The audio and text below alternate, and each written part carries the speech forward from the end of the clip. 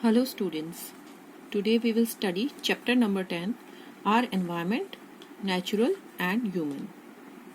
तो environment basically होता क्या है? Environment का मतलब होता है कि हमारे आसपास का surrounding या वो condition जिसमें कोई भी person या कोई भी चीज़ रहती है और अपने characteristics develop करती है. जैसे कि जो एक प्लांट है उसका एनवायरनमेंट वो रेफर करता है वो सारी कंडीशंस जिसकी हेल्प से वो पर्टिकुलर प्लांट ग्रो करता है. अब एनवायरनमेंट को दो पार्ट्स में डिवाइड किया गया है, एक तो नेचुरल और दूसरा ह्यूमन एनवायरनमेंट. अब नेचुरल एनवायरनमेंट क्या होता है? नेचुरल एनवायरनमेंट वो होता है जो भी नेचर ने खुद से हमें गिफ्ट किया है, जैसे कि land, water, air, plants, animals, ये सब नेचुरल एनवायरनमेंट का एक हिस्सा है. और उसमें दोनों एनवायरनमेंट आते हैं, बायोटिक एंड एबायोटिक. तो ये दोनों resources, these both are part of natural environment. अब एबायोटिक रिसोर्सेज क्या होते हैं?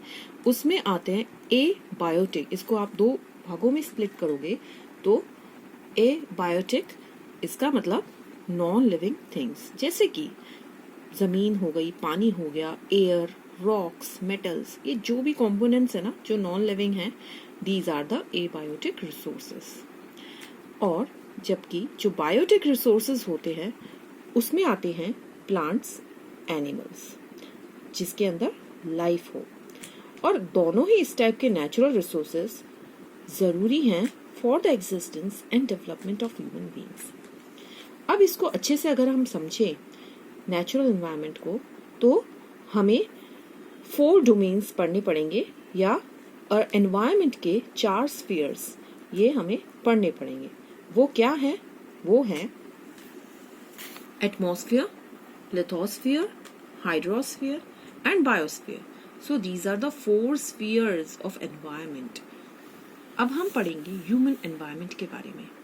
तो ह्यूमन एनवायरनमेंट क्या होता है? अभी तक हमने पढ़ा नेचुरल एनवायरनमेंट. नेचुरल एनवायरनमेंट हमने पढ़ा था जो कि नेचर ने हमें गिफ्ट में दिया है. अब हम पढ़ते हैं ह्यूमन एनवायरनमेंट के बारे में. तो ह्यूमन बीइंग्स जो हैं उनकी जो भी एक्टिविटीज हैं, सोशल, रिलीजियस, इकोनॉमिक, कल्चरल, ये सब ह्यूमन एनवायरनमेंट का एक हिस्सा बनाती हैं. मैन्स फैमिली, उसकी community, religious activity, educational endeavours, factories, villages, town, cities, means जो भी ह्यूमंस ने बनाया है, उनकी जो भी एक्टिविटीज हैं, whether it be political activities, ये सब एक इम्पॉर्टेंट पार्ट बनाती हैं ह्यूमन एनवायरनमेंट का. इनफैक्ट ये दोनों नेचुरल और ह्यूमन कंपोनेंट जो एनवायरनमेंट के हैं, ये आपस में एक दूसरे से इंटरैक्ट करते हैं. और इसकी वजह से क्या होता है? कुछ ऐसे चेंजेस होते हैं जो कि अर्थ पे इस तरह की कंडीशंस क्रिएट करते हैं जिसके कारण हम ह्यूमन, मैन लिव करता है, सर्वाइव करता है. बट ये जो कंपोनेंट्स है एनवायरनमेंट के, ये स्थिर नहीं है. These are not static and they are subject to changes. So there are changes in these components. और ये जो चेंजेस हैं, कभी कभी ये चेंजेस स्लो होते हैं और कभी कभी ये एकदम सडनली हो जाते हैं. Now we are going to study about ecological balance. तो इकोलॉजिकल बैलेंस क्या होता है? ये एक प्रॉपर इंटरैक्शन होता है या बैलेंस होता है between the natural environment and the human environment. ये जो दो एनवायरनमेंट हम पढ़ रहे हैं, इनके बीच का संतुलन या balance is the ecological balance. अब ये क्या है? ये बहुत जरूरी है. क्यों जरूरी है? ताकि एक इस तरह की कंडीशन, फेवरेबल कंडीशन बनी रहे for the survival of man. And such a balance, as I said, is termed as the ecological balance. अब ह्यूमंस एनवायरनमेंट को किस तरह से इन्फ्लुएंस करते हैं? जैसे कि हमने कहा कि ह्यूमंस एनवायरनमेंट को कई तरीकों से इन्फ्लुएंस करती हैं. हमारे जो ह्यूमन बीइंग्स है, सदियों से हम लोग जंगल्स को काटते आए हैं, ट्रीज को काटते आए हैं mindlessly, means without thinking over it.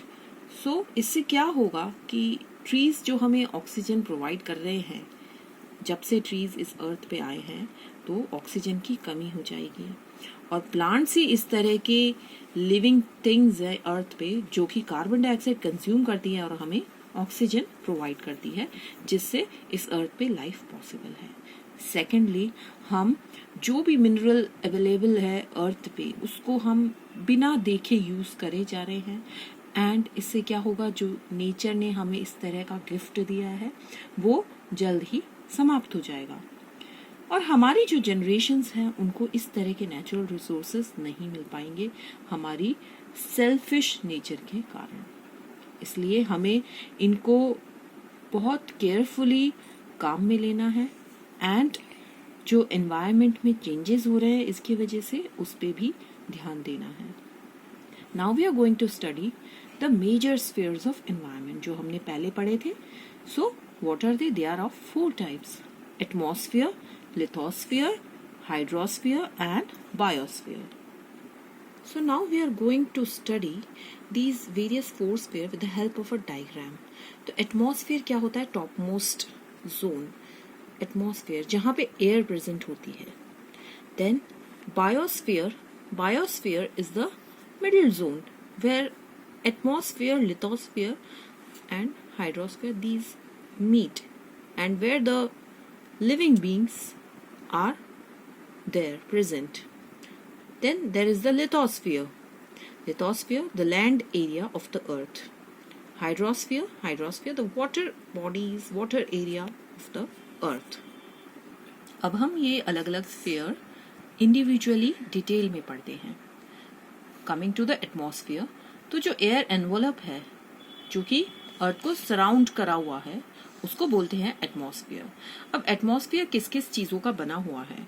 तो एटमॉस्फेयर में कई सारी गैसेस होती है जैसे कि nitrogen, oxygen, argon, carbon dioxide, ये सारी गैसेस एटमॉस्फेयर में होती हैं। इसके अलावा एटमॉस्फेयर में वाटर वेपर, डस्ट और स्मोक पार्टिकल्स भी होते हैं। एटमॉस्फेयर हमें सन की जो हार्मफुल रेडिएशंस हैं, रेज हैं, उससे प्रोटेक्ट करता है, और जो सन की बहुत तीखी हीट होती है हमें उससे भी प्रोटेक्शन प्रोवाइड करता है। Now there are various layers of atmosphere, so we can see here in the diagram that the first layer enclosing the earth is the troposphere. Okay, now here you can see a hot air balloon and an aeroplane. Then there is stratosphere, ठीक है, and stratosphere में there is a layer known as ozone layer which is very useful for us, and इससे क्या होता है कि UV light जो होती है वो फिल्टर होती है, ठीक है। and then next layer is the mesosphere, then there is thermosphere, and the last layer which is closer to the space is the exosphere. Okay, so these are various layers of the Earth's atmosphere. Now coming to next sphere is the lithosphere. So lithosphere जो हमने पहले पढ़ा था वो क्या है? वो एक सॉलिड क्रस्ट या फिर हार्ड टॉप लेयर है अर्थ का जिसको हम लिथोस्फीयर बोलते हैं, और लिथोस्फीयर जनरली बना हुआ है रॉक और मिनरल्स का, एंड जिसपे एक थिन लेयर है सॉइल की।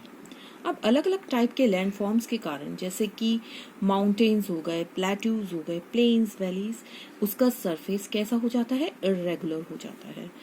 एंड लैंडफॉर्म्स कॉन्टिनेंट्स पे भी पाए जाएंगे as well as ocean floors पे भी। तो जो डोमेन है अर्थ का वो उसमें क्या क्या आ जाएगा? Forest, grasslands for grazing, land for agriculture and human settlements, and ये एक मिनरल वेल्थ का भी सोर्स है। Now we can study the layers of lithosphere with the help of diagram. तो इस तरह से अर्थ को हम अगर एक भाग में निकालें तो central most part is the core. Okay, तो कोर के अंदर क्या क्या आता है? इनर कोर आता है, then there is the outer core. तो ये किलोमीटर डिस्टेंस दिखा रखा है यहाँ से starting from the crust. So crust से लेके इनर कोर का डिस्टेंस रहता है 6378 kilometre, then outer core which is 5100 kilometre, then mantle, okay, that is 2900 kilometer. Then this layer after core is the mantle, and this whole layer we can see this is the mantle layer, and then the outermost layer, this is the crust, and uppermost solid mantle layer. Okay, and crust is about 0 to 100 kilometer. So these are the various layers of the lithosphere. Now the next sphere is the hydrosphere. अर्थ के जो भी part जो कि water से या water body से covered है, जैसे कि रिवर्स, लेक्स, सीज, ओशंस, ये सब हाइड्रोस्फीयर बनाते हैं. जो ओशंस, लेक्स, रिवर्स और दूसरे वाटर बॉडीज है अर्थ पे, ये these are covering earth for about 71%. Okay, and so earth को हम कभी कभी वाटरी प्लैनेट भी बोलते हैं. एंड अर्थ ही एक ऐसा प्लैनेट है जिसमें वाटर लिक्विड फॉर्म में प्रेजेंट है. Now we are going to study another last sphere, that is biosphere. तो biosphere में क्या होता है, लाइफ एग्जिस्ट करती है in a very narrow belt and a little below and above the surface of land and in water and air. Okay, तो ये diagram है बायोस्फीयर का. तो this layer is a little below and above the surface of land and in water and air. तो ये पूरा जहाँ पे हवा में, पानी में, लैंड पे जो भी एनिमल्स हैं, लिविंग लाइफ है, so this sphere is known as biosphere. So you can see birds in the air, sea creatures living in the water, and you can see dead animals, plants, animals, the lithosphere area, and all these area in which living things are present, that is known as biosphere. So it is a very narrow belt of living organisms, both plants and animals. और इस sphere में this includes the part of atmosphere, lithosphere and hydrosphere. अब अर्थ को unique planet क्यों कहा जाता है, तो कई सारे फैक्टर्स हैं which makes earth a unique planet. तो सबसे पहला है कि अर्थ का सन से डिस्टेंस वो इस तरह का है कि यहाँ पे climate is best suited for the development of man and other forms of life on earth. Secondly, ये एक हैबिटेबल प्लैनेट है, मीनिंग कि ये ह्यूमन बीइंग्स और दूसरे लाइफ फॉर्म को सपोर्ट करता है by providing all necessities of life. Third reason is कि जो यहाँ का एटमॉस्फेयर है that is rich in oxygen, and oxygen की वजह से यहाँ पे लाइफ पॉसिबल है. देन फोर्थली, जो एटमॉस्फेयर है वो कवर किए हुए है अर्थ के अपर हिस्से को, ताकि वहाँ पे एक्सट्रीम कोल्ड और हीट नहीं हो पाए. देन इस प्लैनेट पे वाटर बहुत ज़्यादा क्वांटिटीज में है जो कि लाइफ को सर्वाइव करने में हेल्प करता है, because water is essential for all forms of life. Then lastly, due to various causes जैसे कि different climates, different soils and environment, life has continued to evolve and diversify continuously. तो ये जो process है diversification का, which is continued on earth for millions and millions of years, तो इससे अलग अलग टाइप की स्पीशीज डेवलप हुई हैं. एंड ये जो वाइड रेंज है अलग अलग स्पीशीज की, इसको हम बोलते हैं बायोडाइवर्सिटी, जो कि आज भी हमारे अर्थ पे होती है. Okay, so this was the chapter. I hope आपको समझ आ गया होगा. Thank you for watching.